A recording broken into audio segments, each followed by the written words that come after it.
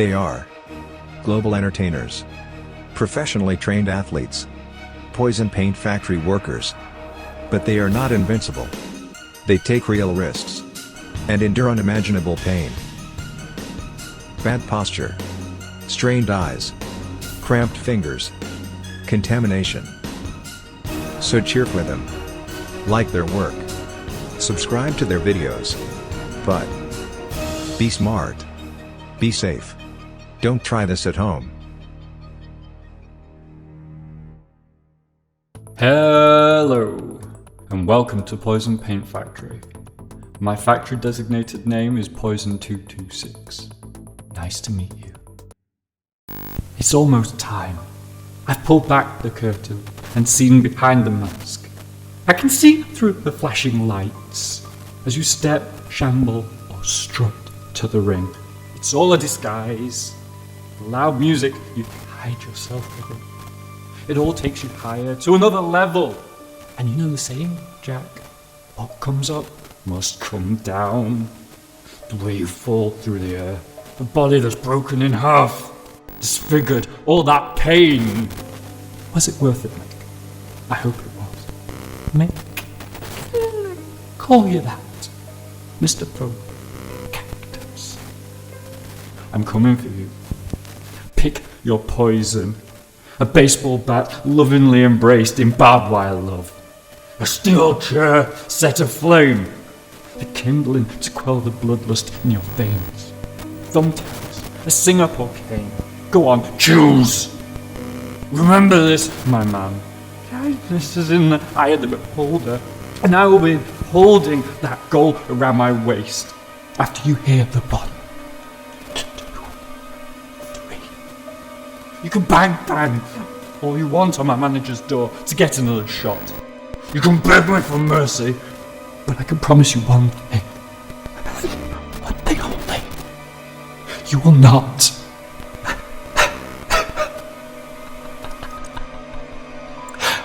Have a nice day. Questions I'm going to attempt to answer in this video are: what is wrestling? Who is Mick Foley anyway? What do you mean when you say he's a hardcore legend? Is this a porn thing? And who would win in a fight out of Mankind, Dudelove and Cactus Jack? Oh, and a little question you should have in the back of your head is, what could possibly link the wrestler Mick Foley and DC's Joker? Today, I want to talk a little about wrestling and a lot about the three faces of Foley.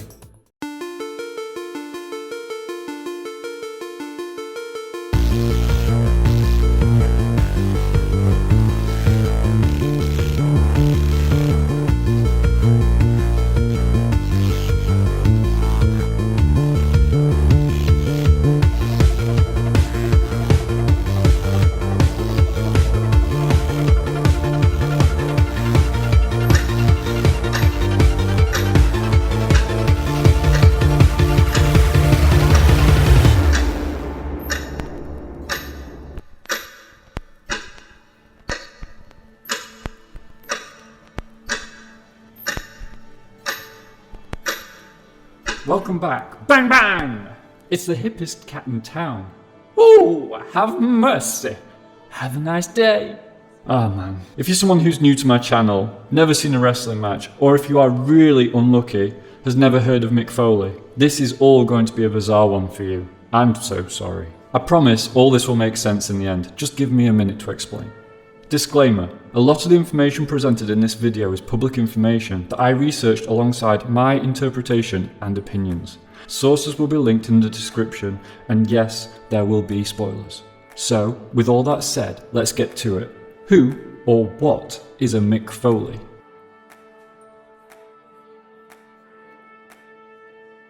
Mrs. Foley's baby boy looks like this, or this, sometimes like this, and even like this. But let's break things down and take it steady. We have a few things to unpack here, so why don't we start at the beginning and take a second for those newcomers to explain what wrestling really is.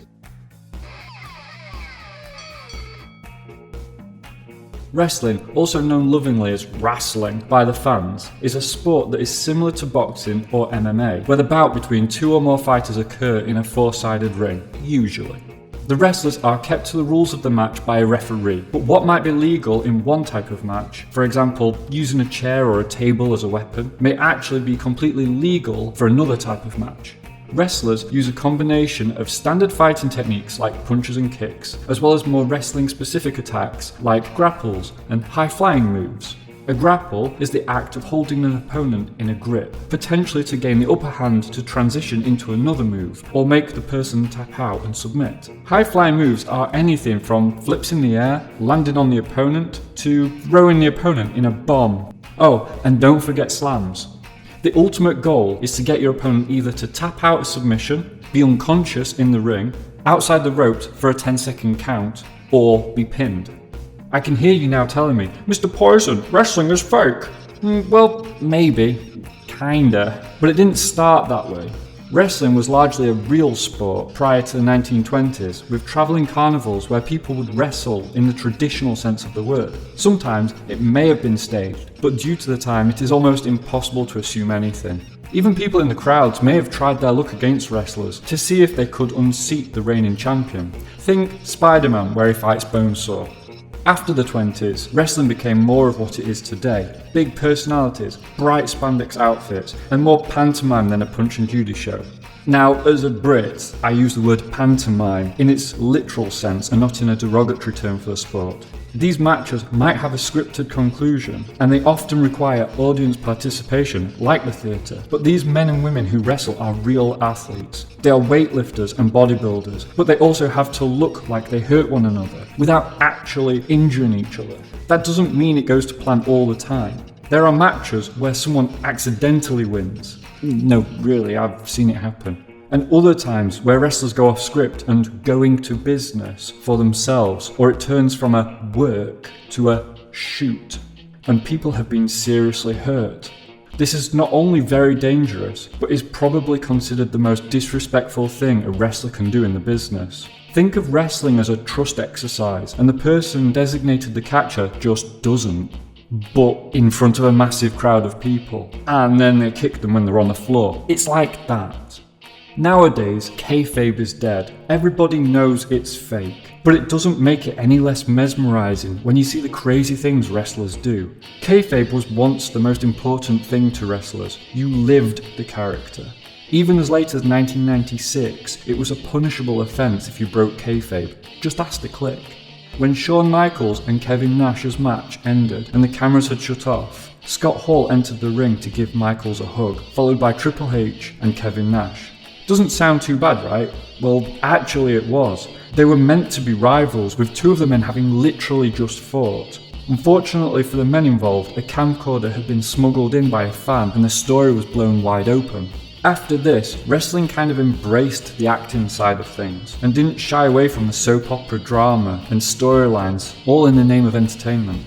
Not all wrestling promotions went along with this, but the biggest companies did, and that's what becomes the norm in the eyes of the mainstream.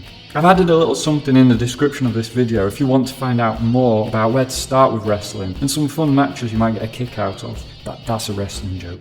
Thank yous gratefully received as likes, comments and subs, wink wink. Oh, one more thing about wrestling. I will simply be referring to World Wrestling Entertainment as WWE, regardless of the timeline. They used to be known as WWF before May 2002, but I don't want to keep going back and forth between F and E when it's the same company anyway. So, with all that out the way, let's move on to the hero of our story.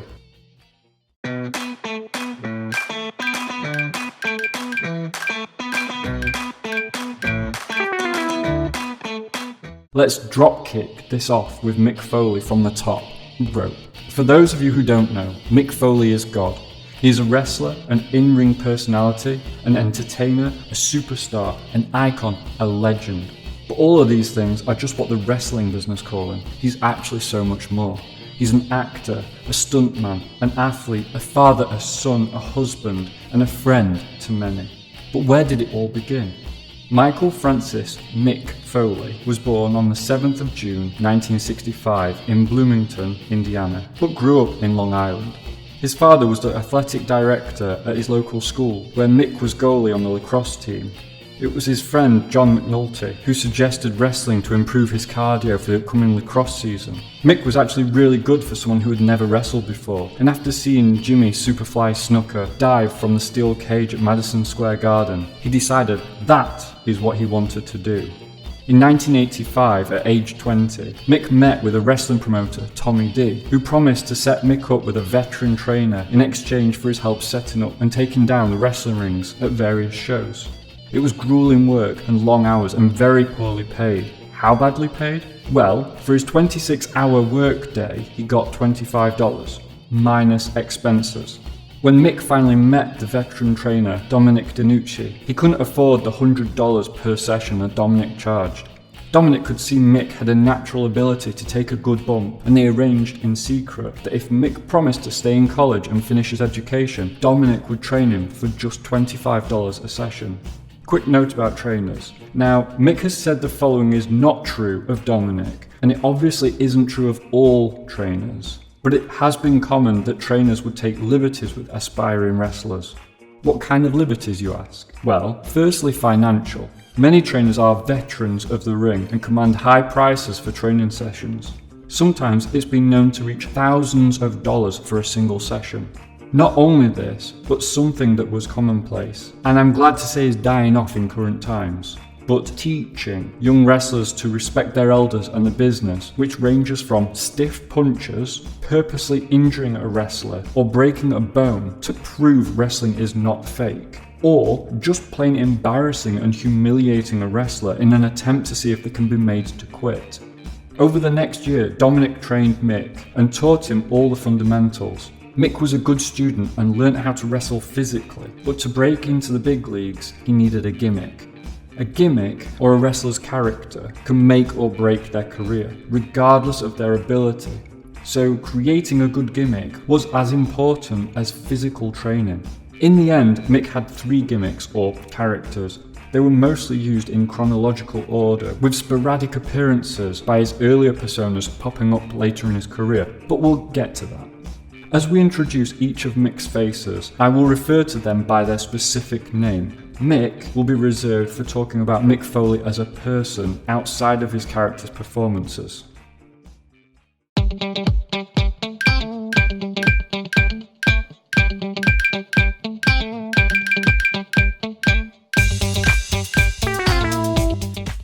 What happens if you put all your stats into charisma? Dudelove is the coolest cat that men want to be and women want to be with. The character was born following Mick's heartbreak at being called Frank at the end of a date. Mick made a short film using images of fat Mick Foley being so depressed and upset he wanted to unalive himself. In June 1984, the dude hit the big screen in Mick's amateur wrestling short film called The Loved One. After his terrible date, Fat Mick Foley returns to his home planet and re-emerges as Dudelove. Dude was everything Mick felt that he was not. The film was a huge success among his friends. Mick had no idea at the time how important this footage would be for the future of his career, especially his death-defying dive from the roof of a house. After the film, the dude was mostly forgotten to time, but he would never leave, not really. He would make a comeback in the far future of summer 1997 after he did an interview for WWE. He shared clips from The Loved One, and fans immediately wanted to meet the coolest cat in sports entertainment.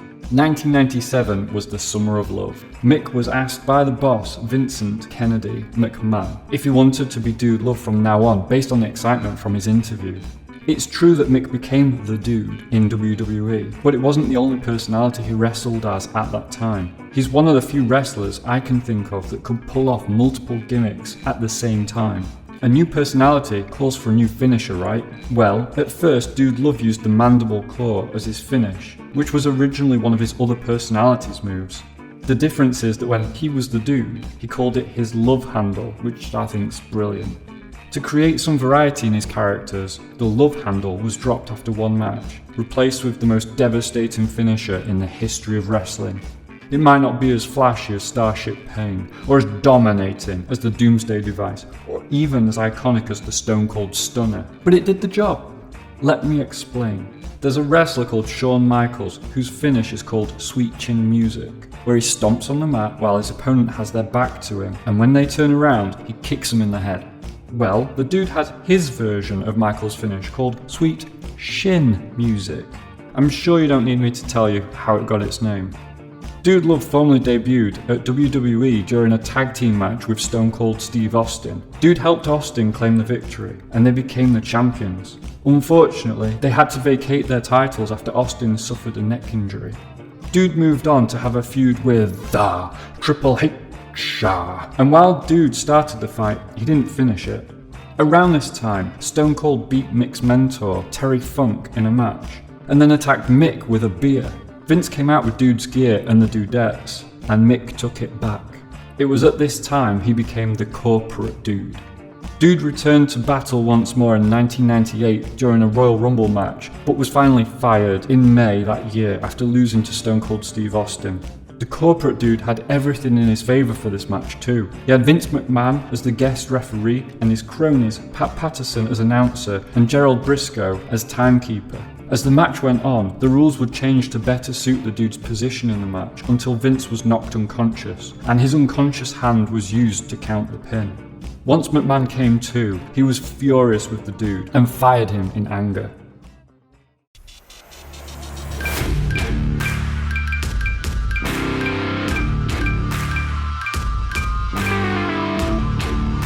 Mad Bad Cactus Jack was born in June 1986, and after only 3 months of wrestling as Cactus, he was picked up by the WWE as enhancement talent and thrown to the wolves in a brutal tag team match against the British Bulldogs. Young Mick Foley made the mistake of talking to the Dynamite Kid. He said, "You can use that snap suplex if you want." These are now immortal words, but what Mick didn't realise was, by uttering those 10 short syllables, he was pretty much giving Dynamite carte blanche to hit him with everything he got. And he did, which resulted in Cactus taking the meanest looking clothesline which dislocated his jaw. Unfortunately for Cactus, his WWE career was stalled, not by this injury, but after taking an invisible elbow, or more specifically, acting as if he'd taken an elbow that wasn't thrown. This pretty much blew his chances, and we never saw him in the WWE ever again. Well, for a while at least. In 1988, he left Danucci's school and began working 3 jobs: landscaper by day, bouncer, bartender by night. And any other time he had left over, well, Cactus toured the independent scene, developing his character and loading all his stats into the thick-skinned skill tree. He was giving and taking some brutal punishment out in the hardcore scene, and he was becoming a bit of a fan favourite for how much punishment he was seemingly able to endure. Cactus had a certain look about him, and coupled with his aggressive-looking wrestling style and often bloodied face and body at the end of a match, Cactus was known as a bad guy, or what was known as a heel. It is questionable how bad he really is. I mean, his catchphrase, "bang bang," coupled with his finger guns, was intimidating, yes, but when you learn it was inspired by the B-52 song Love Shack, it loses some of the menace. True story. During his time in CWA, he was able to turn babyface, or become a good guy. He cut a promo with his current tag team partner, but while his partner struggled, Cactus found he was a bit of a natural on the mic.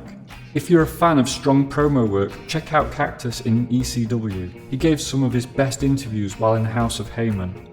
Cactus enjoyed a decade-long career across various promotions all over the world, but most notably, Cactus found a home at WCW, and later, during cross-promotion, ECW. Here is where he really developed his hard-hitting and destructive style, from performing diving elbows off the apron onto concrete floors, to tying himself up in ring ropes and losing an ear. Cactus had great matches with a lot of talent, including Sting, Vader, Sabu, and Terry Funk, just to name a few. His death matches in Japan against Terry were particularly brutal and included a thumbtacks match, a bed of nails match, and a C4 barbed wire match with real C4, all at one event. For enduring such punishment, Cactus was gifted a can of cola. No, seriously. Cactus also had amazing matches with Vader. They were both deceptively agile for big guys, and both were definitely tough SOBs. Vader had his eye pop out mid-match once, only to push it back in and carry on. As for Cactus, the match where he lost his ear was against Vader. There's debate on whether the ropes claimed Cactus's ear or Vader. I'll let you decide. Either way, I wouldn't like to mess with Big Van Vader, or Cactus for that matter. One match that hurt Cactus, and definitely was Vader's doing, was the infamous ramp bump, where Vader dropped all his 32 stone of weight directly on Cactus. Cactus might not like being hurt, but at this time, if he could get hurt so bad he couldn't perform, well, sometimes wrestlers get overzealous when they're in the ring, and mistakes, career-ending injuries could happen. But this was nothing compared to the powerbomb on concrete that left Cactus concussed. The last straw for Cactus in WCW was when the commentators undersold the powerbomb on concrete. He didn't feel that his talents or bodily commitments were appreciated, and he realised he needed to get out. If bloody and violent wrestling is not your jam, then you might want to skip watching Cactus in his ECW days. ECW was a hardcore promotion, lots of blood, high-risk moves and grown-up storylines. Speaking of ECW, they were known for their improvised weapons. When asked about the strangest foreign object Cactus used, he responded either a two-man kayak or a Lennon-Cohen album. But the most deadly weapon was against Owen Hart, a big bag of popcorn. At one point, Cactus became anti-hardcore and slowed matches right down, which really riled up the crowd, cementing Cactus as a top heel. Despite the heat he was getting from the fans at the end of his ECW tenancy, when it came to leaving for the WWE, the fans supported him and chanted his name. They recognised the sacrifices Cactus had made for their entertainment, and it wasn't for them to decide if and where Cactus, or Mick, should go next. The Cactus Jack persona was predominantly shelved after 1996, with the introduction of Mick's third and final face, which we'll get to shortly. But Cactus would make a return in WWE at the end of '97 at Vince McMahon's request. Remember the feud that dudelove had with Triple R, HR, but didn't finish? Well, that's because Cactus Jack appeared and took over, and he won with a pile driver through a table. Cactus made sporadic appearances in the WWE arena after this, and had a final feud against the McMahon-Helmsley regime, beginning with their bout at Madison Square Garden, where Cactus Jack was introduced by dudelove and Mankind to a massive crowd pop, and ending in a steel cage match. This was the famous Hell in a Cell in 2000, with both wrestlers on the roof of the cage, with a flaming 2x4 covered in barbed wire, and Cactus falling through the cage into the ring, which collapsed at the impact zone. Cactus battled Sting in a cage match at TNA's Lockdown event in 2009. In true mad, bad fashion, he started the match by punching himself in the face until he drew blood. After several Scorpion deathlocks, Cactus climbed the cage, and when his feet hit the mat outside, he officially became TNA's World Heavyweight Champion. If you think Cactus Jack was one tough SOB, then wait until you get a load of our next contestant.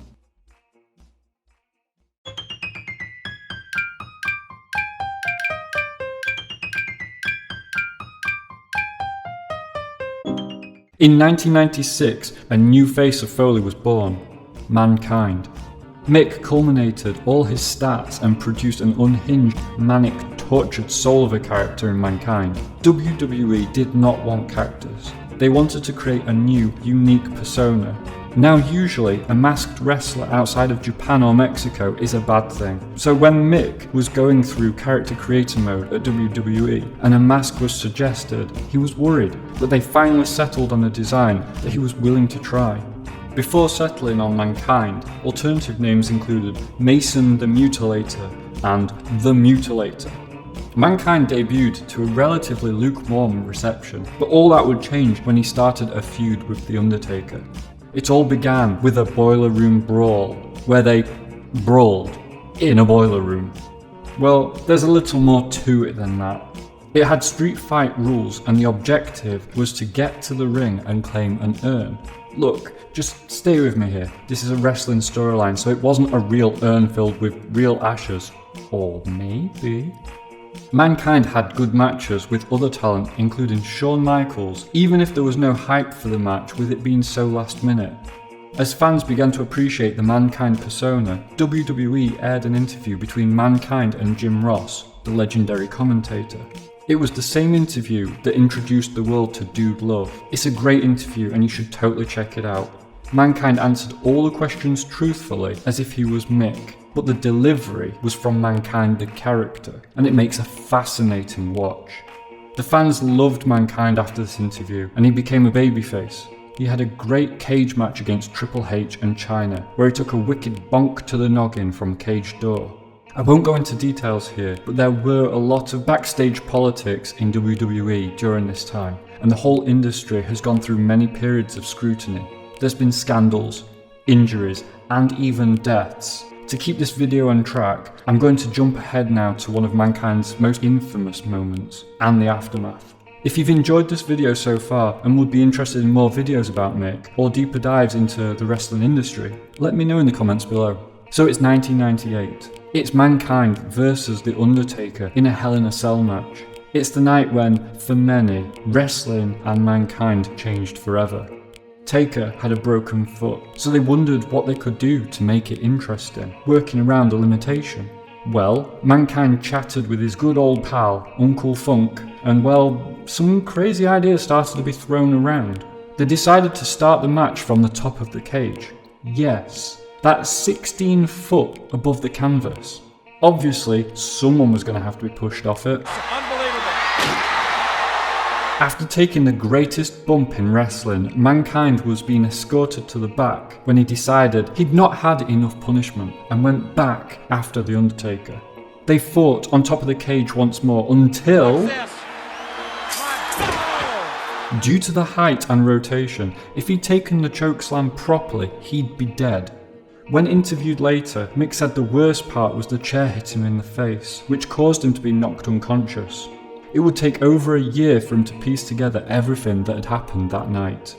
In January 1999, Mankind had yet another career-changing match in his I Quit match against The Rock. The brutal bout ended with Mankind's hands cuffed behind his back before taking multiple, unprotected chair shots to the head. He was bust wide open, his crimson mask flowing freely. One of the more harrowing details of this match is that his young children were in attendance, watching Big Daddy-O being beaten up by his friend. The aftermath to this was both physically and emotionally difficult. Mick knew his days of jumping off cage roofs, dropping elbows on concrete, and taking chair shots to the head were taking their toll on his body, no matter which persona he was. Fortunately, Mankind created another persona of his own that enabled him to continue the work he loved without as much injury or pain. Almost as much.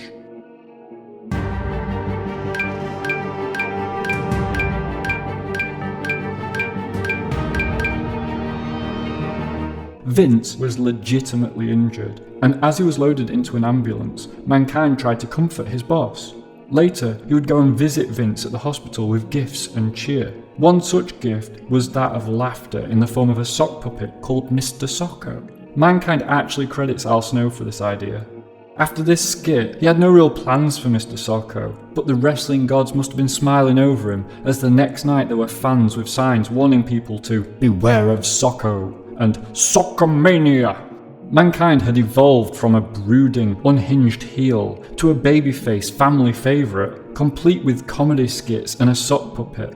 No one expected it to take off like it did, and no one foresaw the huge success Mankind would see as part of a tag team with The Rock called Rock and Sock Connection.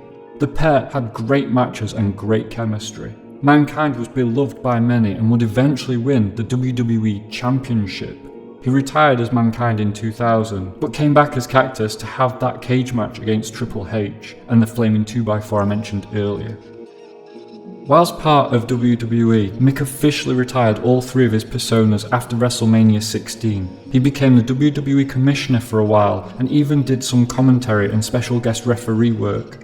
He finally pulled the WWE curtain behind him in 2008, before signing up with TNA later that year. There's a little bit of a story around why Mick left WWE, but if you're interested, you should read Mick's books for more info. Speaking of which, Mick found much success outside of wrestling. He has written 6 books, 4 of which are biographies. He's appeared in comic books too, and many wrestling video games. His acting credits feature movies such as Chokeslam, 12 Hour Shift and The Peanut Butter Falcon, as well as minor characters in TV shows like Boy Meets World, Heels, and 30 Rock.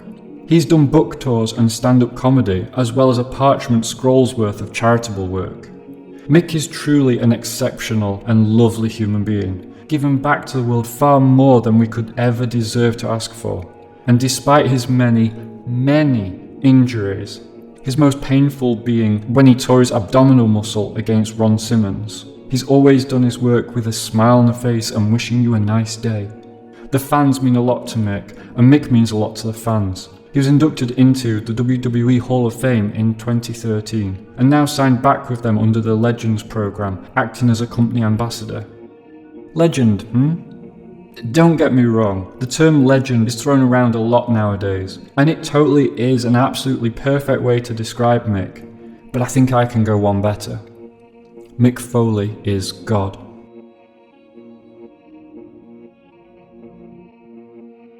This video is obviously an incredibly brief outline of Mick's career. There's so much I would love to share, but if you're hungry for more, then I highly recommend reading his books. If you're not a fan of reading, then his documentary, For All Mankind, does a good job of covering over the key moments of the first 3 books. The wrestling industry is a fascinating one, and if you found this interesting, I'd highly recommend watching a few matches and seeing what you like. There's pretty much a wrestling style and wrestler to suit all tastes.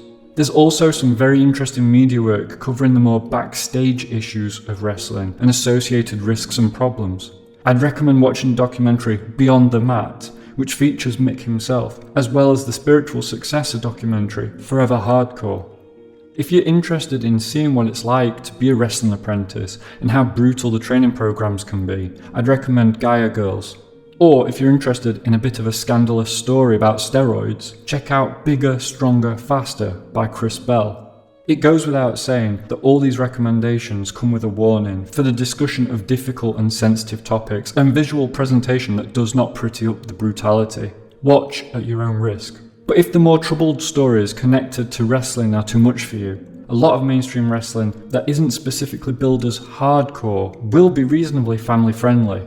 I don't think a mainstream wrestling promotion will ever get away with showing as much blood, violence and swinging sweater puppets on TV like WWE did during the Attitude Era, but that's a topic for another time. So, before we get into the alternate reality, how do you think Mick Foley connects with the Joker?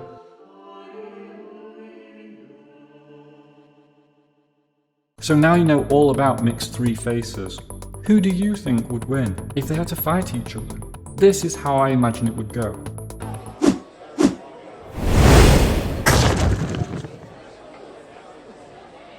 At 6'2" and weighing at 290 pounds, all the way from Truth and Consequences, New Mexico, strutting to the ring, dudelove! I'm not sure if this man knows how to walk normally. What do you mean? With a strut like that, why would a dude ever want to walk normally? I mean, have you seen the beautiful dudettes? I have noticed them actually, and I'm sure it ain't his dancing that's got them flocking to him. Next, hailing from Truth or Consequences, New Mexico, also at 6'2" and weighing 290 pounds as of this morning's weighing, Cactus Jack! Look out! Keep arms and legs out of reach of this madman. You never know what he's going to do next. I don't think he even knows himself, Triple Two. The final contestant at 6'2" and weighing in at 280 pounds. Excuse me, 290 pounds. A man who has just appeared from the boiler room, Mankind. What is he wearing on his face? I think you called that a mask, Triple Two. Oh God, he must be hideous under there. Now that's just mean. You can't just jump to conclusions like that because he's wearing a mask that is unlovable. I never said unlovable, Poison. The match is underway. Cactus comes flying out the corner with a hellacious looking clothesline, knocking the dude right out of the ring. Mankind is taking his time. He almost looks like he's afraid of Cactus. I don't believe that. Did you see how he went toe to toe with The Undertaker? I can't believe he's afraid of anyone. They're locking up. What a show of strength. so equally matched, but Cactus just seems to want it more. Dudelove is getting back up. Oh my god, he's bust wide open. He's not smiling now, that's for sure. You're right, it was a matter of time until one of them was going to wear the crimson mask. While Cactus is distracted with mankind, Dude has managed to put a sleeper hold on Cactus. It looks like alliances have been made pre-match. How is Cactus going to fight two opponents? It looks like he's faded. No! What an amazing reversal! Mankind comes in for the save, but gets beat down for the trouble. Cactus rolling his incapacitated opponent out of the ring and climbs on the edge of the ring apron himself. I think we're going to see the fabled elbow on the concrete poison. Oh my god, he did it! No one wins with that move. Did you see that? He's smiling. Cactus Jack is smiling. He's enjoying himself. See, this shows how a veteran of the ring wrestles. Knock your opponent out of the ring and leave the 10 count to do the work for you. He walked right into the hand of Mr. Love. Mankind has now entered with a chair. Bang! Have mercy! A chair shot that will be heard around the world. It looks like he's been double-crossed and a new alliance has been formed. Let's see how long that lasts. Oh, they both went for the pin on the dude at the same time. Looks like their skulls clashed. Yes! I heard the sickening thud of two immovable objects, and it looks like they're all out cold. Wait, what's Mankind doing? He's reaching down his tights. Is he? He is! It's Mr. Socko! It looks like he was going for the mandible claw, but everyone's unconscious. Wait, is he attempting a pin? 1, 2, 3. Oh my god, we have a new champion, Mr. Socko! I've had a blast with this video. I hope if you're a fan of Mick Foley, I've done him justice. And if you weren't, and maybe didn't know what wrestling was, I hope I've answered your questions and you've learnt something new. Remember, oh, have mercy. Have a nice day and bang bang! Wait a sec, what's this? Anybody who watches this show, Poison22. I'm not opening any secrets, I'm not harboring a secret. I may be a scumbag, but I'm always a scumbag. Now who are you? Poison22. Are you doing the job for Raiden 222. You want to play with fire? Well, I'm not exactly a fireman, but I say there will be a rebuttal. I say Poison22. your ass is going to be burnt. And I say Poison22. that while I am helpless to change the past, I'm going to make damn sure that the rest of your miserable life is spent in the worst way possible. You may have put Cactus Jack's shoulders down for a 3 count today, but I'm going to put your wrinkled old ass in a wheelchair for the rest of eternity. I shouldn't have messed with Cactus Jack. I shouldn't have messed with Mick Foley. Bang bang! And so, with all that said, thank you for your time. I wish you a good day and many more besides. Yours, forever in horror, 226. You should paint your miniatures before you buy more. Look at this, folks. This lesson, unbelievable.